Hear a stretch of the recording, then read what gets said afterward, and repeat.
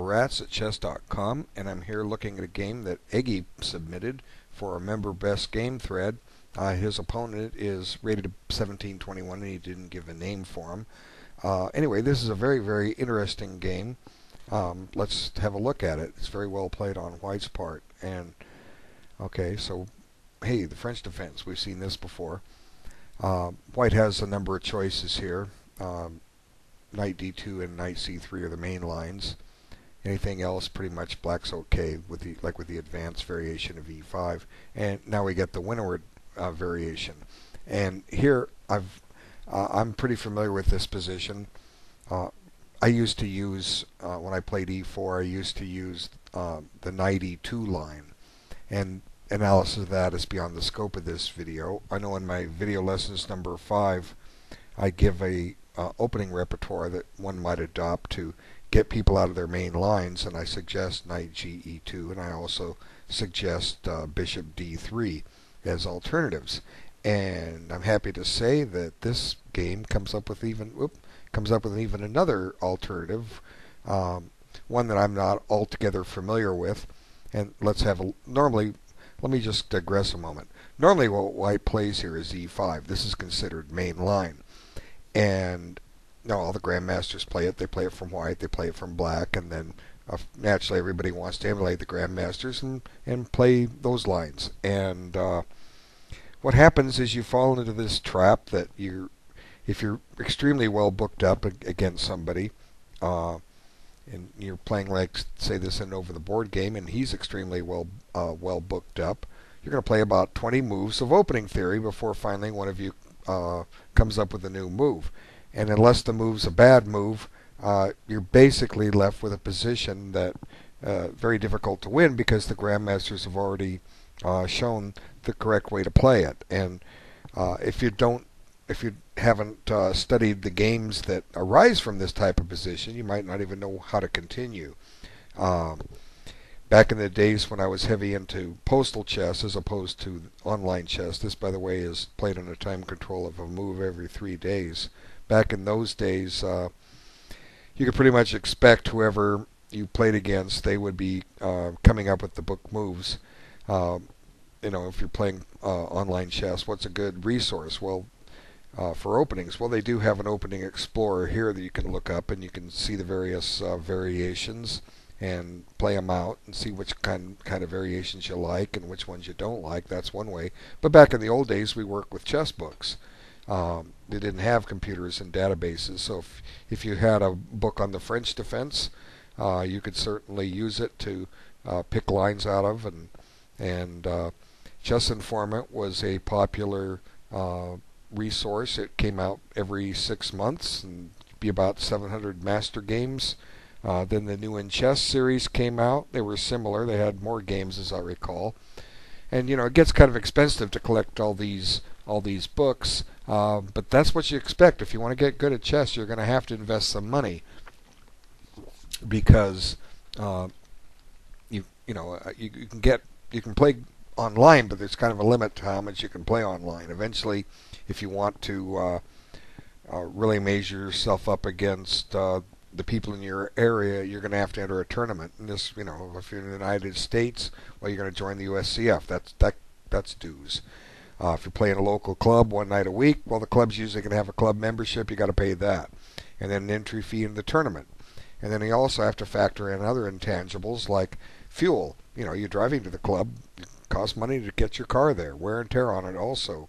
If you're playing a weekend event, a lot of these can get kind of costly. If it's close to home, you can commute, but if it's far from home, you're going to have to stay, and that's hotel fees. And a lot of chess players are economical. If you have a good friend, you can crash with him, or maybe even meet somebody on the site looking for a roommate, and then hopefully he doesn't snore or something and keep you up all night or whatever. But anyway, it can get very expensive to play chess, but it's a hobby, and you expect to spend money on a hobby.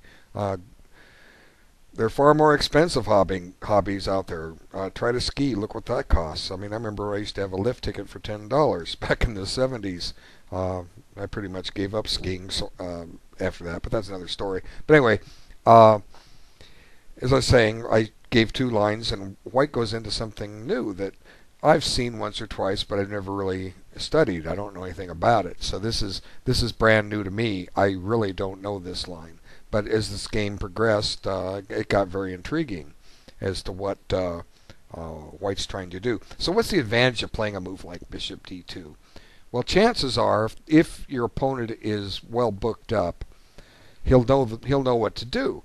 But there's also a chance your opponent won't know what to do. He says, nobody's going to play that move. I won't study it. Or he looks at it once and forgets it. And he's focusing all his attention and energy on all the variations and sub-variations, like I say, that go 20 moves deep.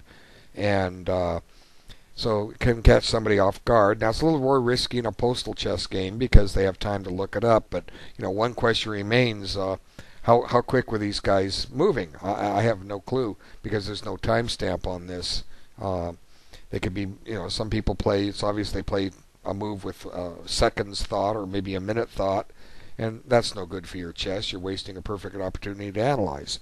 So if you have books on the French defense or want to locate them or want to find a line against the French defense, this is the perfect thing to sit and study. So you got something to look at, as well as I say, the Bishop D3 line and the Knight GE2 lines. These are all viable alternatives to get your opponent out of his book and into your preparation. And psychologically, that's good. And it shortens your study time, your preparation time. So let's see how this pans out. Okay, here comes the next interesting move. White's got a loose pawn on D4. He just says, heck with it.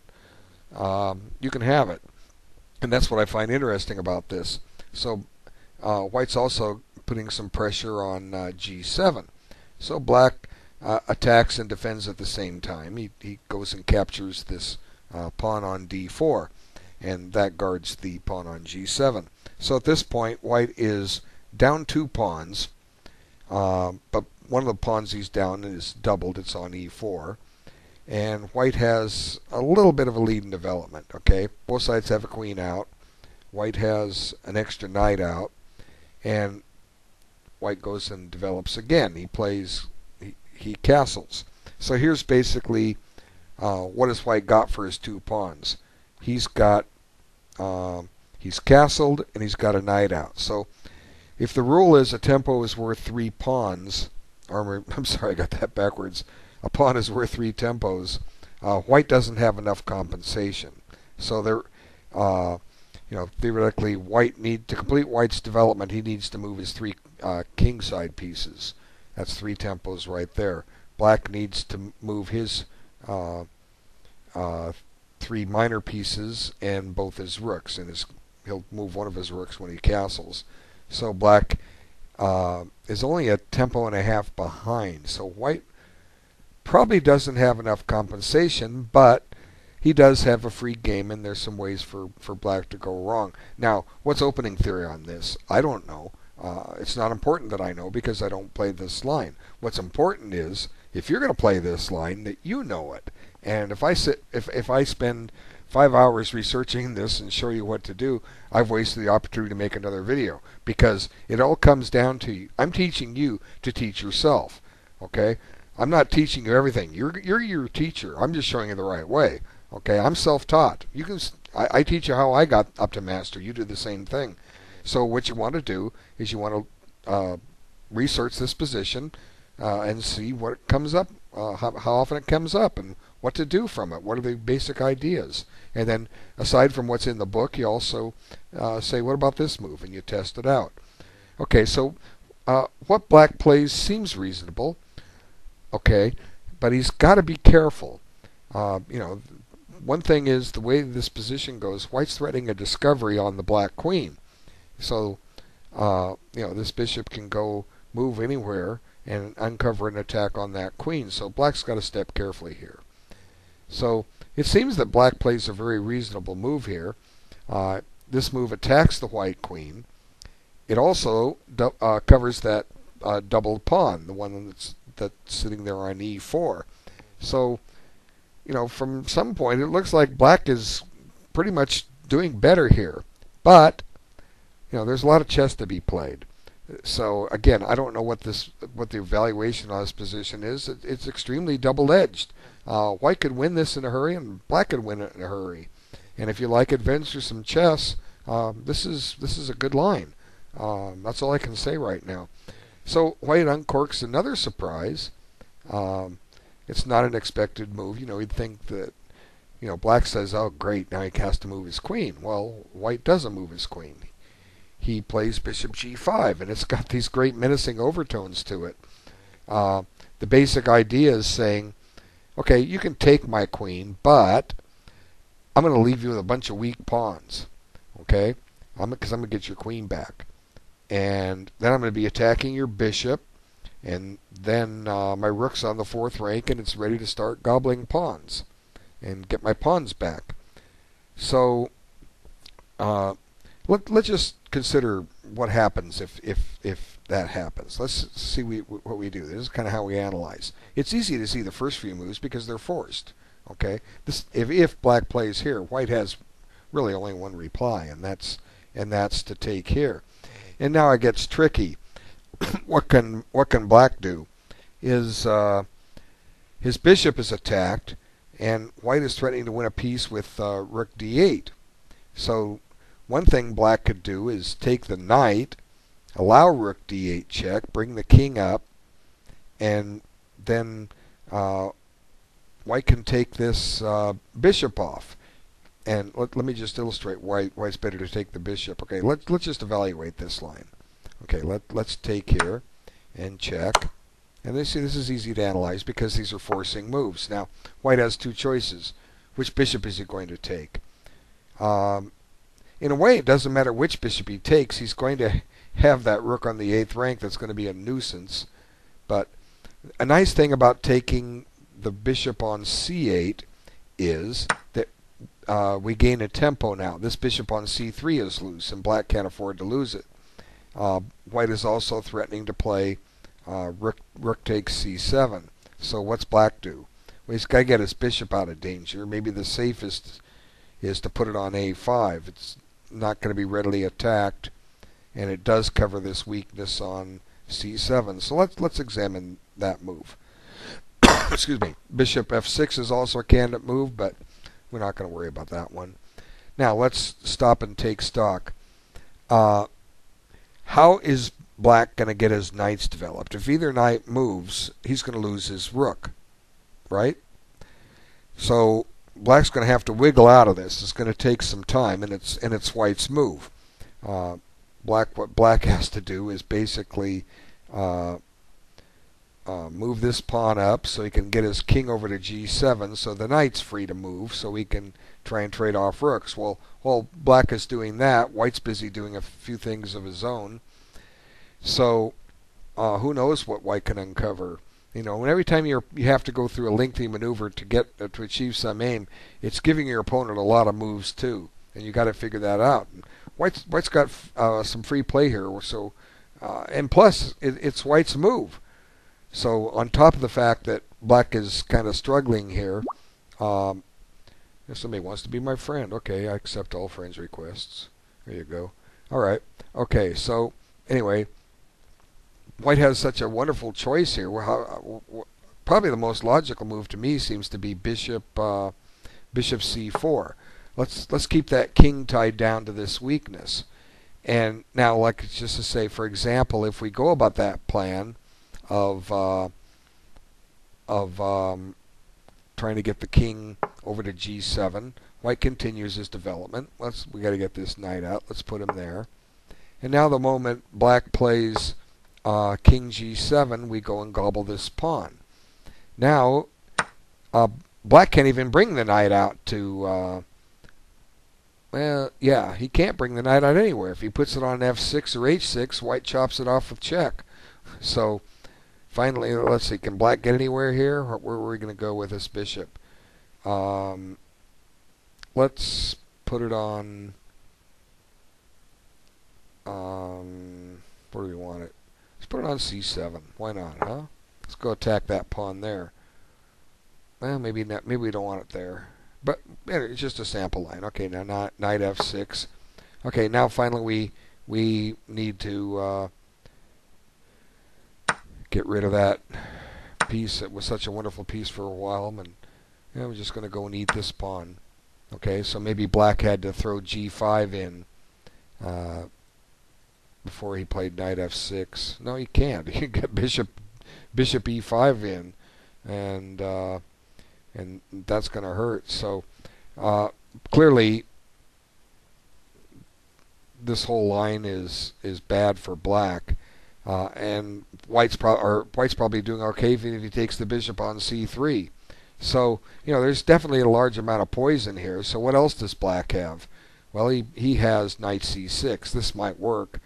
It guards the bishop and it stops the check on d8. But white just plays rook takes e4. Now white's only a pawn down, and black's got some weak pawns. I don't think they're long for this world. The pawn on if black tries to hold on to him, like with h5, he's spending tempos, and white can afford to play down a pawn for some time here because he's got freedom of movement for his pieces, and they're going to find squares. And to try to solve all those, it needs testing. You need to sit down and actually play a game from this position, and then analyze that out afterwards. It's beyond the scope of this video. But just as we saw in the other line, white had free development, and he's got that here. So definitely there's a lot of poison in this. Black's got to step very carefully. Okay, so what does black come up with? Okay, let me replace the PGN here because you put too many lines in this thing and you can't find the real line. So I'm just gonna put it back in there. Okay, let's see.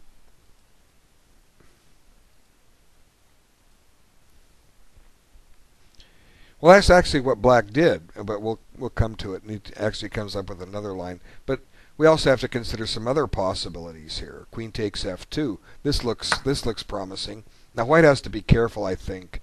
The rook check certainly looks promising. It require more evaluation.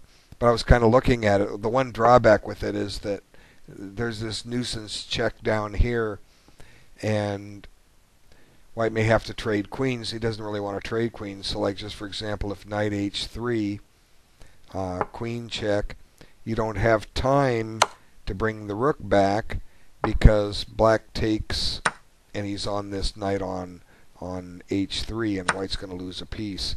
So, but maybe I'm missing something. I wasn't sure. I looked, but still, after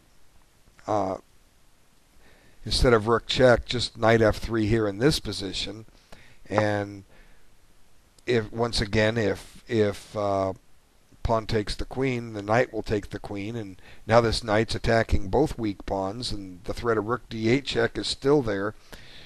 There's definitely a lot of activity here for white, so I really, really, really, really like this line. But what's the improvement? I don't know. That's your guys' job. You got to look it up. Okay, so what happened was black took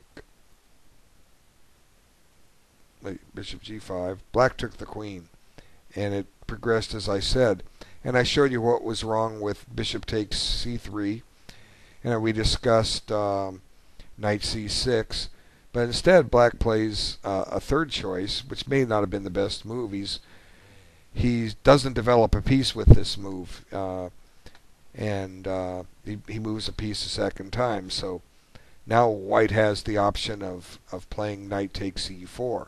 So I think black has made a mistake. I think knight c6 was his best choice, and now he comes up with it, but it's a wee bit too late. Now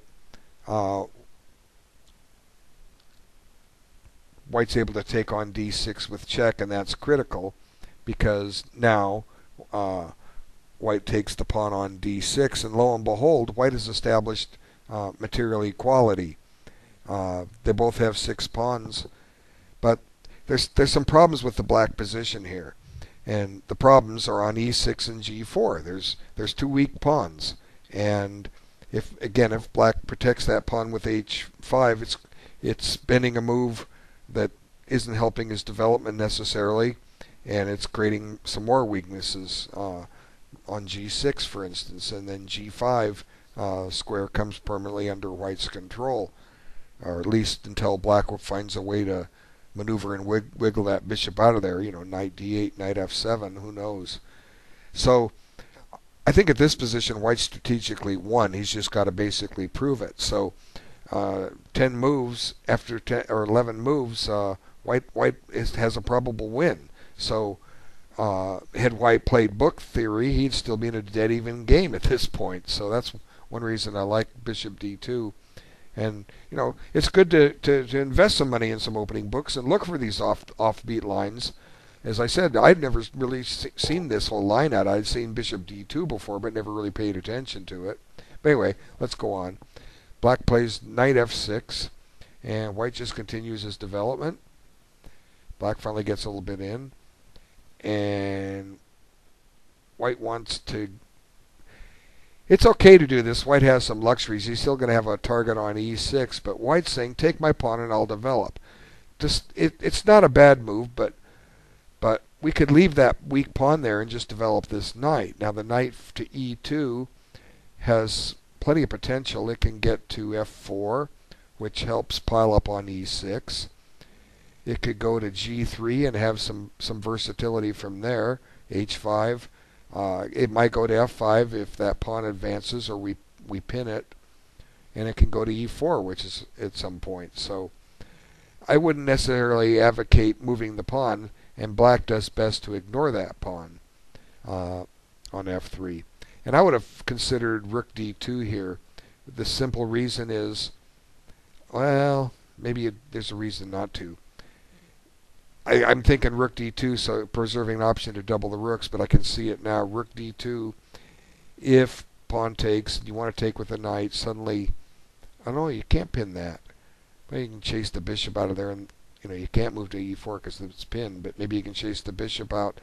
There might be some concern on white's part that he doesn't want knight e4 coming in with tempo on the rook, but there's nothing wrong with rook d1. It's just something for white to sit down and analyze and try and uncover more, because that's how you get better. You look at the possible variations, and it just gives you practice evaluating a position when you check all the variations.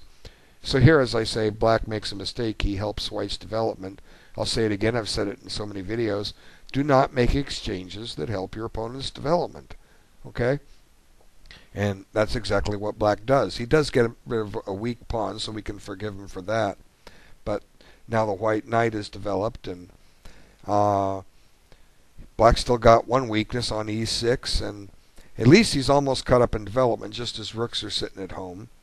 But h6 doesn't seem to make a whole lot of sense. He's trying to chase the bishop out of there, and white just puts it on a new square that'll menace the black king within a moment. And now more weaknesses. g6 and b6 are weak, so white stops and gives a check. Black retreats. We drop the bishop back, and black's chasing bishops. He needs to get his rooks in the game. They were connected a while ago. He could have castled by hand. Let's just back up and see if that was possible. Yeah, absolutely it was possible. Just swing this rook somewhere. Put it on e8, d8. d8's not bad. It helps secure the bishop just in case there's some tricks. Yeah, just put this rook on d8 and get that king the heck out of there. Get him off the center file and castle by hand, and then your rooks are connected and you can do some things maybe. So now the rooks aren't connected, and black's rooks still aren't even developed. So here he's spending time chasing a bishop just because white has the bishop here. I don't know, maybe it's a logic. The thing I can think of is black saying, well, if I can take that bishop, I've got bishops of opposite colors, and I can maybe draw this. Well, one problem with bishop opposite colors I want you to remember, if it's just the bishops, yeah, it's probably a draw. But when you have more pieces on the board, there's a good general rule to remember. Here it is. The attacking side is a piece ahead. So whoever's attacking, you've got a bishop that the other side can't oppose. So a rook and a couple rooks and a bishop against a couple rooks and a bishop opposite color can be overwhelming for the side that is got the activity. So anyway, white just improves this position of his pieces. Since black has developed that knight for white, let's get it in the game a little more. And then finally black takes it. And here we are at move 21, and black still is not developed. Okay, but finally he starts getting some development going. But it's a little too late. And white anchors the bishop in. And what's he doing, you know? But how's he gonna get, honestly, how's he gonna get his rook on h8 developed now? Let's back this up. What can we try here? If we try king d8 with the idea king c7, maybe that works. And if king d8 and bishop checks, we come back up to e7. We got our rooks connected again. Hooray! That might be worth a shot. Of course, on king d8, you know, you're stepping into a... No, you can't play king d8. Knight f7 check is deadly. Yeah. Okay. So what can black do to get his rook developed? Well, go back to h5. h5, h4, and rook h5. Well, that's 3 moves. White has time to do something. Black is lost here. Anyway, a5. Get this rook into play. Now this is just screaming of tactics here. White playing to the best he can. Pause the video. Okay, you've come back. As I was saying just before I said pause the video, I said this position is screaming of tactics. And a lot of people are unwilling to make a sacrifice, but you know, consider them, analyze them out. What happens? Black is threatening to grab the pawn on b4, uncovering an attack on the bishop. So what white does is white makes a sacrifice. And what's there to sacrifice? Well, there's this rook to sacrifice for the knight. And what this does is it opens up some lines against the enemy king. And black pretty much has to take, or he's going to be down material. Let's see, what's this? He doesn't even have time to sack the exchange back because white will just take with the rook.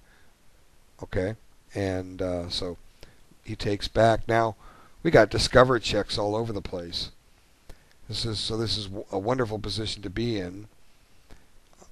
Now we get this check, and then the threat is on the rook. So where does black put the king? If he puts it on, he has 2 squares to move to with his king, d8 and f7. If you put it on d8, you just drop the rook for free. So he comes up here, but now you're stepping into a tactic.